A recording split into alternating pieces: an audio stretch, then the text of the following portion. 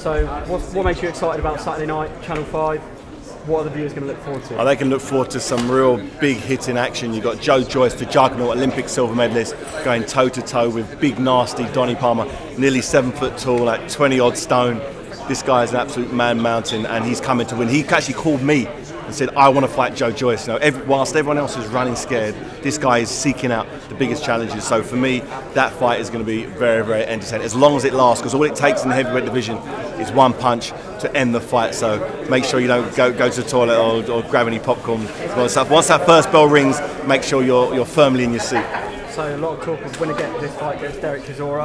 Are they both putting it all on the line? Is Joe in danger of overlooking it? No, Joe 100% isn't overlooking it. I've told him, you know, forget about my undercard in May if you don't get past this fight. And I've said to Donnie Palmer, if he can get past Joe Joyce, you know, he's got that same spot. So it's nice to give a fighter some incentive for the future. So if they can get through this fight, you know, the world's a oyster.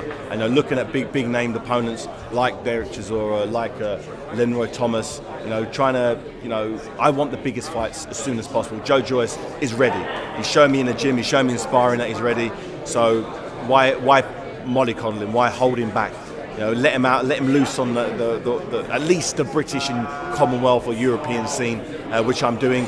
And I'm just glad we've got someone big and dangerous like Donnie Palmer coming to test Joe's chin. We've seen a quieter side to Joe in the build-up to last fight. There's a little bit of animosity and heat saying there's a little different side to Joe. Yeah, would you like to see it? It's nice to see he's fighting someone probably for the first time who, no, Ian Lewis, and credit to him, he came to win. He was in good shape.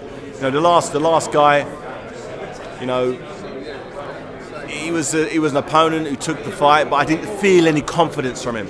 You know, he said he talked it up a little bit, but deep in his heart, I don't believe he really believed he was going to pull off the victory. This time round, I can see it in Donnie. Donnie's telling me, he's talking about me signing him up for a long-term contract because he really believes he's going to win this fight. So for me, that's great to see, because all it's going to do is raise Joe Joyce's game, and I believe Joe Joyce is a future heavyweight champion, and as such, he should be winning fights like this against dangerous opponents like Donnie Palmer pretty easy. So, just talking a little bit about the undercard, Matty Askin versus Stephen Simmons. What do you make of the fight? Askin Simmons, great cruiserweight British title fight with a Lonsdale belt, that well prestigious belt. You know, a belt that I unfortunately wasn't able to secure in my cruiserweight career. Both fighters showed a bit of spice. Both really believe they're going to do some damage. You know, Simmons is a come-forward fighter, a fighter that, you know, solid chin, you know, great work rate. And Matty Askin, you know, a little bit slicker, you know, maybe a little bit bigger, a single punch thrower, but it's a nice gel of styles. It's a fight that, you know, could go 12 brutal rounds or could be over in 2 or 3 rounds. You know, it all depends on how much these guys lock horns on Saturday night. And just talking about a little bit of the other undercard, Roxana, on there, making a pro debut. Yeah, Roxana Bigham, she Muay Thai world champion. You know, talking L's, elbows, knees. You know, she's very, very physical, very, very strong, mentally strong.